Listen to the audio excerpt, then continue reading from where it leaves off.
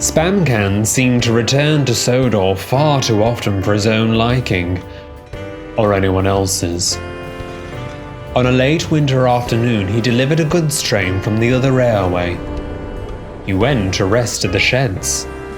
A chorus of groans sounded upon his arrival. I am thoroughly bewildered, he moaned dramatically, as to why I'm forced onto your metals time and again. It's practically magnetism. I suppose it must be nice for your railway to be graced by modernity. I'd say you're lucky I'm here. We'd be lucky if you weren't, sneered Gordon. We get on just fine without you around.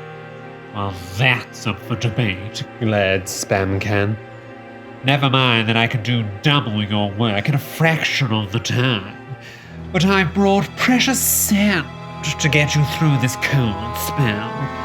Not that I care for the stuff. We diesels never lose our grip on the rails, but whatever keeps you kettles boiling. You've brought the sand, have you? Sir Topham Hatt stood close by. Why, yes, sir, replied Spamcan with false sincerity. Anything to keep your fine railway running. And where, pray tell, is it? Come again, sir? The sand, 199. As you're so certain of its whereabouts, perhaps you could explain why it's not with the rest of your train. I'll tell you, interrupted Sir Topham Hatt. It seems you kicked up such a fuss about having to come to my fine railway that you left before the last trucks could be coupled to your train. What do you suppose they contained? Oh dear, blushed Spamcan. I would suggest you make yourself comfortable, continued Sir Topham Hatt. Due to bridge work, you won't be going home tonight. You can help with the goods traffic tomorrow. At least then you can be somewhat useful. Good day to you. The engines chuckled in delight. Except Edward. I'm worried, he sighed. Driver says a hard frost is coming tonight, and my sandboxes are rather low. Humph! Pouted Spamcan. Modern engines aren't concerned with such trivial matters. Sand indeed. Is this a railway or a playground? Just stand aside and let me handle things, old-timer.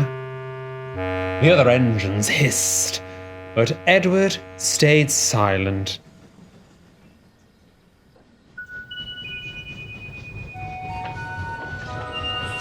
The next day, Edward collected his passengers.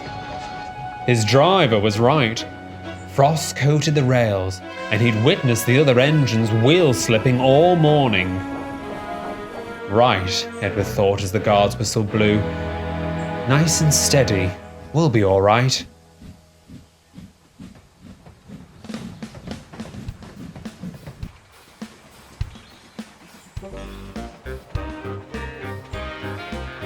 Edward puffed steadily along, dropping sand if he felt he had no grip. Thankfully, the morning sun helped melt the frost. That's good, he smiled. But the sun was no use in the tunnel. It was dark and frigid, and the frost clung hard to the rails. As Edward steamed through, his wheels slipped, and the coaches dragged him to a snail's pace. Come on, he groaned. He tried to drop more sand, but his sandboxes were depleted. Go on, Edward, called the driver. You're nearly there. Then there was trouble.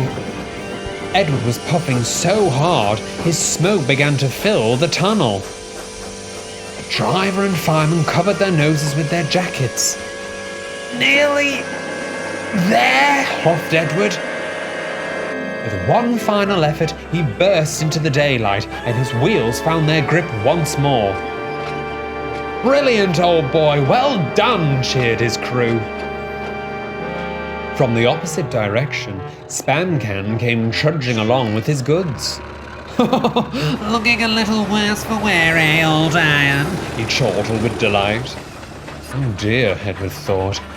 He won't like my smoke in the tunnel. He didn't.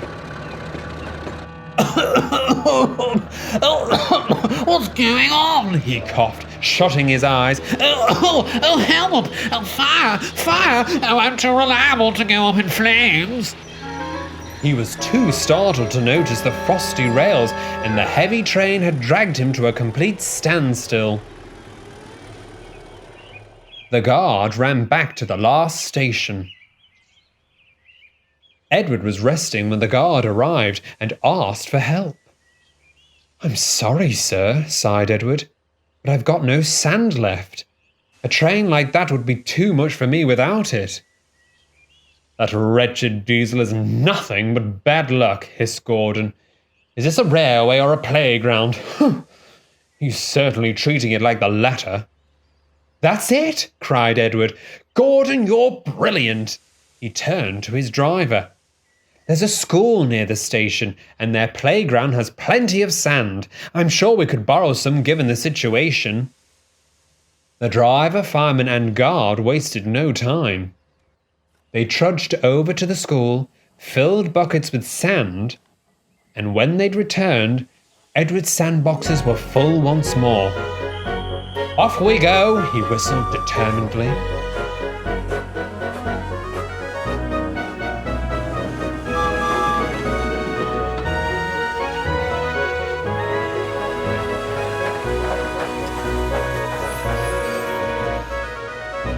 By now, the smoke had cleared from the tunnel.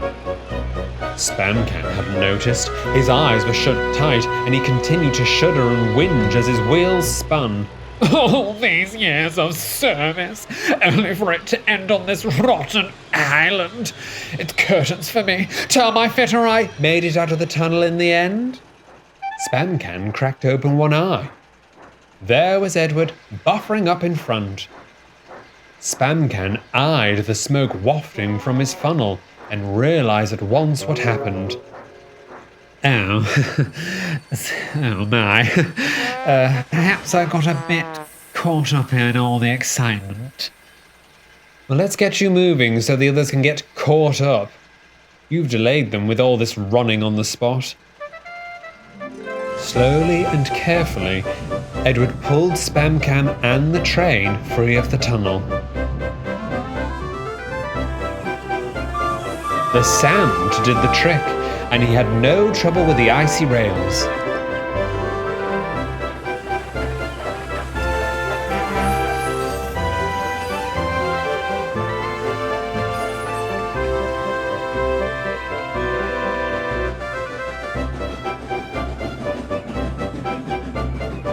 When they reached the station, Edward chuckled. "Not too shabby for an old iron, wouldn't you say?"